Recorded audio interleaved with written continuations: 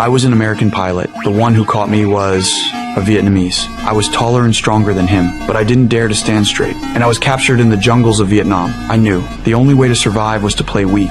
They dragged me into a small village in Laos. I forced a smile, met every villager's eyes, tried to act friendly, harmless. They told me to sit, so I Saturday. Later, they took me deeper into the jungle, tied me to a tree, and fired shots at me. Bullets missed. They were just trying to scare me. I cursed them out. They stepped closer, fired another round right by my ear. My head rang for minutes. When they got bored, they dumped me in a rotten prison hidden in the jungle. There were already a few POWs, all pilots, shot down and locked in here. Some had been trapped for more than 2 years, skin and bones, barely surviving. Every day, they prayed for the war to end, for freedom, but no good news ever came. At night, our hands were crossed and locked together. We lay side by side, couldn't even turn over, our feet chained tight because the food was so bad. One guy with stomach issues shit his pants every single night.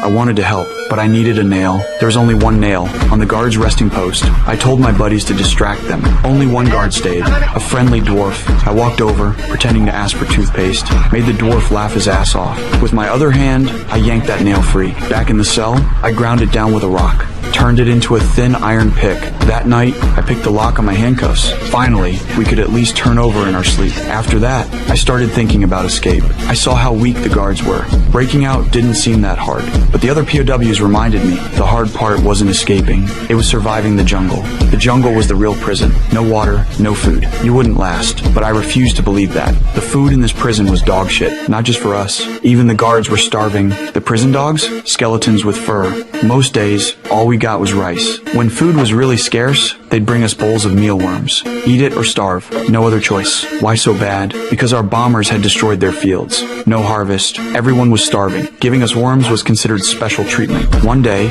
a Thai pal overheard the guards talking. They were starving, crazy, wanted to go back to their village and eat. So they planned to dump us in the jungle, shoot us down, and pretend we escaped. That way, nobody would blame them. We had no choice but to escape. So we decided to move the next day. Good thing I'd been planning for months. That noon, while the guards ate, I used a mirror to scout outside. Once I was sure it was clear, I opened the fence. First, I stole their rifles, handed them out to the others. We'd split up and attack. In the kitchen, 7 guards were eating. Right before we struck, one guy got so nervous he puked. I clenched my jaw. No more hesitation. I rushed out and opened fire. Dropped a few instantly. Shot down another charging at me with a blade. But when I turned around, none of my men followed. They betrayed me. I screamed at them. Cowards. I spared the friendly dwarf, grabbed the supplies I needed. But the escaped guards would be back with reinforcements soon. We couldn't stay. We bolted into the jungle. Out there, we ran into those traitors again. They were already wearing stolen boots. Turns out,